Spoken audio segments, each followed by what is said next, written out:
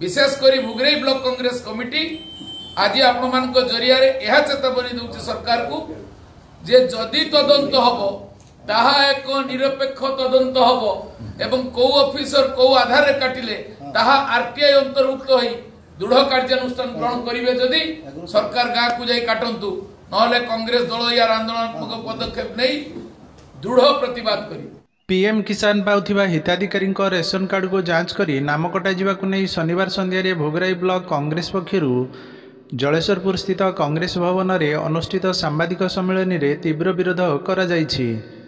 भोगराई कांग्रेस कार्यकारी सभापति प्रदीप कुमार नायकों सभापतित्व में अनुष्ठित सांबादिक सम्मेलन में भोगराई कांग्रेस नेता तथा बालेश्वर जिला कांग्रेस सभापति सत्यशिव दास कहिथिले जे पीएम किसान रे जो हिताधिकारी उपकृत होइथिबे तांकु रेशन कार्ड रु काटिबा पई डबल इंजिन सरकार प्रयास करुछंती।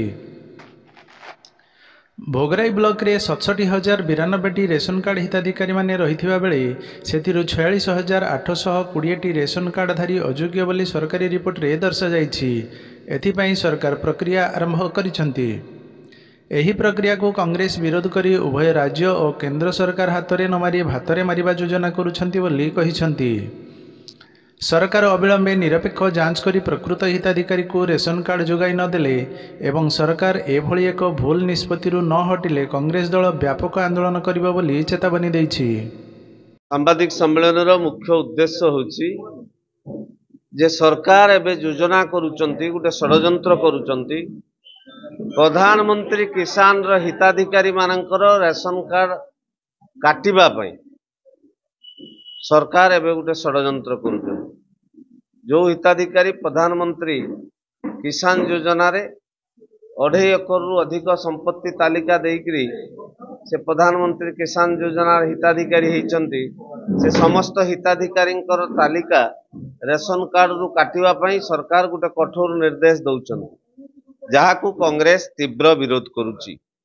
चाषी को नाममात्र चाषी को भाग चाषी को अधिक प्रोत्साहित करिबा पई प्रधानमंत्री किसान योजना सरकार तरफ दिया जाउथुला बेले हठात कहीं प्रधानमंत्री किसान योजना हिताधिकारी होइतिबा लोकंकर रेशन कार्ड काटिबा पई निर्देश दबा अत्यंत दुर्भाग्यजनक। एथिपई मध्य गोटे तदंत कमिटी गठन होबा एवं एथिरे जो इनक्वारी करिकरी समस्त पीओ माने रिपोर्ट दियंतु याकू तीव्र भाव में कांग्रेस दल विरोध करुची। जदि सरकार ए निष्पत्ति न होरंती ताहले कांग्रेस दल दुर्बार आंदोलन करिबा पई बाध्य हो। इनक्वारी रो अर्थ कोन? इनक्वारी काहे की करा जीवो?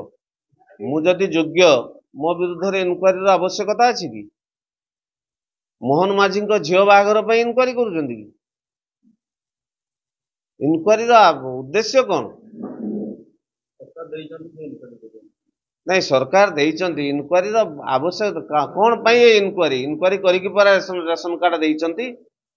वर्तमान जो लिस्ट बाहर पीएम किसान रे हिताधिकारी सामिल अछंती ए हिताधिकारी लाइट व्हीकल रे सामिल अछंती एवं सरकार जो मानदंड देइचंती जे ई मानदंड जदि भितरे थिबे रहिबे मानदंड बाहर थिले रहिबे नाही एवं से मानदंड बाहर पीएम किसान 2.5 एकर रु अधिक जार चाष जमी अच्छी से रेशन कार्ड पाइबे ना एटा केमती को जुक्ति रे कथाटा भाग चाषी जन 2.5 एकर चाष भाग चाष करूची से ताहले रेशन कार्ड पाइबो नै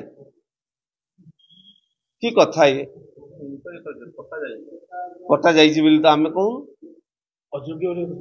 जदि इनक्वारी परे कौन पदक्षेप हो किछि काटिबे किछि रखिबे आमे कहूचु पीएम किसान को योग्यता बा अयोग्य भितर बाद करा जाऊ जो माने इनकम टैक्स दउचंती जहा जहा सब क्राइटेरिया अछि सेटा देखा जाऊ किंतु से क्राइटेरिया भितर पीएम किसान क्राइटेरिया को उच्छेद करा जाऊ आमर दाबी होची एया। सरकार प्रत्येकटी घरे रेशन कार्ड जोगे दउतला बेले ये पूर्वरु बीजेडी सरकार और बीजेपी सरकार ये लोकों को भयभीत करी रेशन जरिया रे भोट राजनीति करने को प्रयास करुछंती ताकू कांग्रेस दल संपूर्ण भाव विरोध करुची।